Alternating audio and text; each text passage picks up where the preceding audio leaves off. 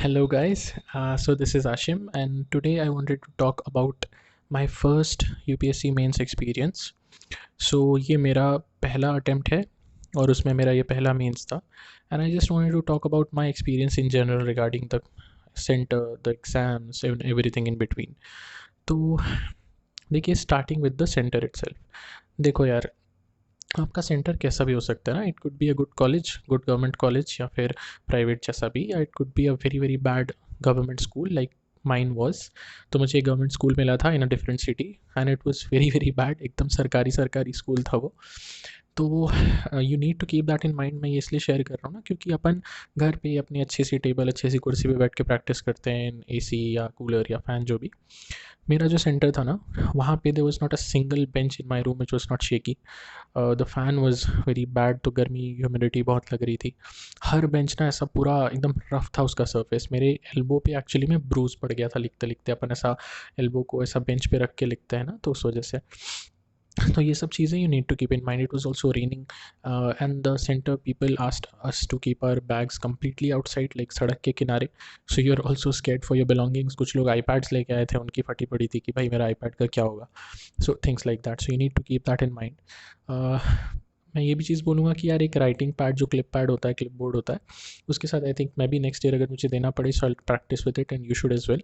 क्योंकि अगर बेंचेस इतने रफ होते हैं तो आपको लिखने में तकलीफ होती है. So you should keep that in mind as well. So what I am saying is कि सेंटर आपके घर के जैसा या कोचिंग इंस्टीट्यूट के चेयर जैसा इतना कंफर्टेबल नहीं होगा. सो थोड़ा सा वो इन्वायरमेंट को भी ध्यान में रखना, क्योंकि writing 3 hour papers twice a day becomes difficult in such conditions, जहाँ पे बेंच, फैन, वेदर सब कुछ थोड़ा एडवर्स हो सकता है at times. Coming to the papers itself, मेरा ऐसे पेपर जिससे अपन बात करें तो ऐसे में कोई ज़्यादा ऐसा कुछ सरप्राइजिंग या कुछ था नहीं. जैसा होता है वैसा था. वन ऐसे आई रोट गुड, मुझे लगता है मैंने अच्छा लिखा है. दी अदर ऐसे मुझे ऐसा लग रहा है कि मैं जो मेरा कोर आइडिया था जो मैं पकड़ के चला था, उसको एंड में ना टाई अप करना थोड़ा रह गया. मेरे को लग रहा है मैं ठीक से उसको टाई अप नहीं कर पाया. तो आई थिंक एक ऐसे में मुझे अच्छे मार्क्स मिलेंगे, एक में शायद उस वजह से मार्क्स कटेंगे, मुझे ऐसा लगता है. GS 1 to 4. GS 1 was a very average paper, जैसा हर साल आता है वैसा ही था. There was nothing very surprising in that paper. So मेरा भी अच्छा ही गया, ठीक गया. GS 2 personally I felt it was difficult, क्योंकि मुझे ऐसा लगा ना कि हर क्वेश्चन में आपको ब्रेनस्टॉर्म ज़्यादा करना पड़ रहा था, एक्सेप्ट फॉर 3 और 4 questions. All most of the questions were जहाँ पे आपको बहुत ब्रेनस्टॉर्म करना पड़ता हर क्वेश्चन के लिए. So I think that was the toughest.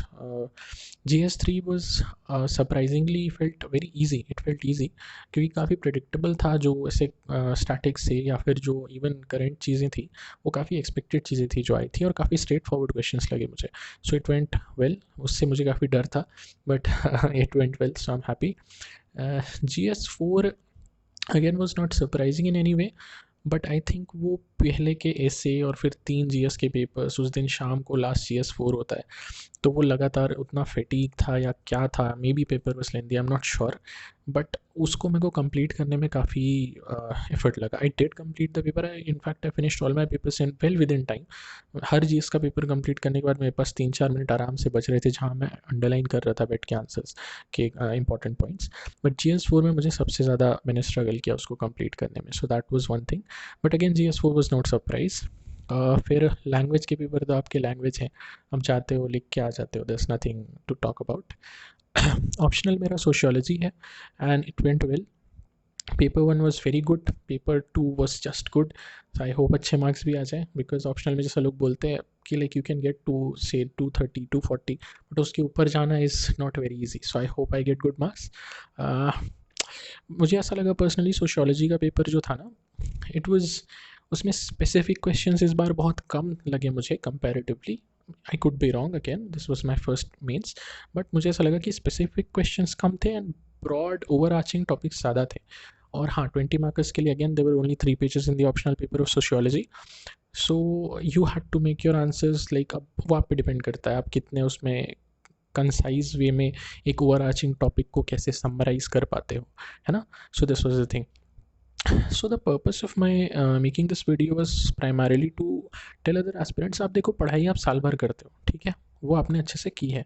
But centre पे भी ऐसी चीज़ें हो सकती हैं विच कैन आपके मार्क्स 10-20 कम कर सकता है वो, है ना? So you need to be prepared for these things. मेरा भी ये पहला एक्सपीरियंस था and it was somewhat a humbling experience, क्योंकि मुझे भी ऐसा लग रहा था कि यार मैंने इतनी पढ़ाई की है, ये लिख के आऊँगा, वो लिख के आऊँगा, डायग्राम बना दूँगा, सब कर दूँगा, बट पेपर में इतना टाइम और ड्यू टू अदर फैक्टर्स कई बार थोड़ा सा कुछ कुछ चीज़ें मिस हो जाती है।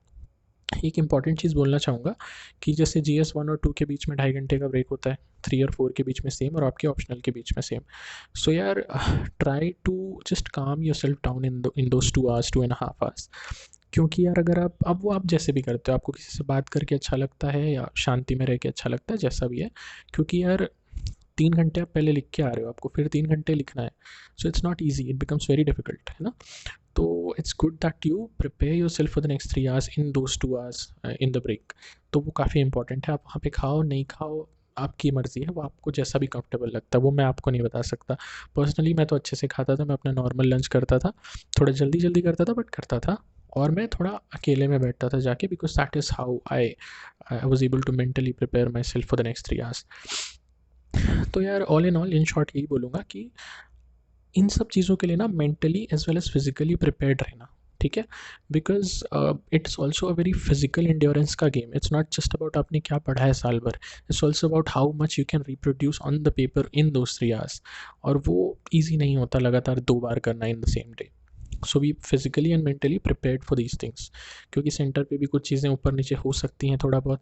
जैसे पर्सनली मेरे अटेंडेंस शीट में मेरे आगे वाले एक बंदे ने मेरे वाले अटेंडेंस शीट में अपनी आंसर शीट का वो जो एक नंबर होता है वो भर दिया था। थैंकफुली उसने बबलिंग वगैरह नहीं की थी, सिग्नेचर नहीं किया था, और हमारा जो वो आंसर बुकलेट था उसके नंबर में सिर्फ 1 डिजिट का डिफरेंस था। तो वो जो इन्विजिलेटर थे उन्होंने उसको करेक्ट किया मेरे सामने और मुझे दिखाया, बट मुझे थोड़ा टेंशन हो गया था कि क्या होगा करके। सो या दीज थिंग्स कैन हैपन। तो बी मेंटली प्रिपेयर्ड कि आपको जाना है अच्छे से, 3-3 घंटे पेपर लिखने हैं अच्छे से, इसमें प्रैक्टिस आपका काम आएगी। Also you need to just mentally be prepared for anything. So yeah, that was pretty much my experience. Maybe I'll do some more videos regarding in individual papers, maybe something else if somebody asks. But yeah, that was it for this video. Thank you.